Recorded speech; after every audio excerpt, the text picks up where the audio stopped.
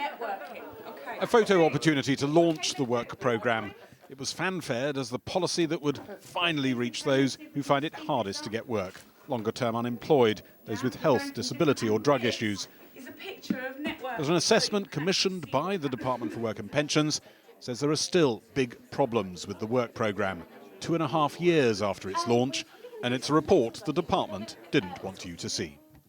It's a 300-page report conducted by independent experts for the Department of Work and Pensions, looking at whether the work programme is itself working. It was ready for publication in September of last year, but we've been told by a Whitehall source that it was decided at a ministerial level to sit on it.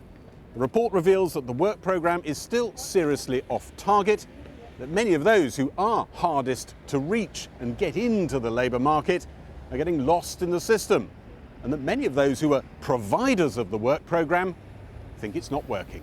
The survey of providers reports that only 5% of those polled who were working on the programme think it's very effective. 48% say it's somewhat or very ineffective. It's fantastic that they're being so honest. It echoes everything that we believe is happening, because blind and partially sighted people tell us that they're struggling to get work, they want to get work, but they're not being supported into work. Under the scheme, the government handed out contracts to provider companies to help people get into the workplace. The idea was that those contracts were designed so that companies would be incentivised to spend most time and effort on those people who find it hardest to get into the workplace. Charities and other groups were there to help them with intensive support. But from the very beginning, the charities have complained the companies aren't passing on those most difficult cases to them to work on. They are accused of parking or giving up on the hardest cases, and instead focusing their time and effort on those who are easiest to get into jobs. Creaming, as it's called in the jargon. The DWP report concludes that some groups of participants were being seen less often and being offered less support than other groups, particularly participants with health conditions and disabilities.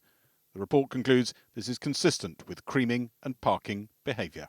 The work programme isn't working for all groups, so it seems to be that providers are prioritising those who are easiest to help and leaving behind those who are, I suppose, more complex cases. This document's not all bad news for the government. Participants in the work programme say they were pretty happy with the individual attention they got on the scheme. But it does raise big questions about whether the government has got payment by results right. It wants to roll out that contractual approach across government in other areas like justice and health. It could be tendering for new contracts in the work programme very soon. And it's important to get it right. You might think a bit of taxpayer-funded research that could help the debate might be quite a useful thing to put into the public domain. Gary Gibbon, Channel 4 News, Westminster.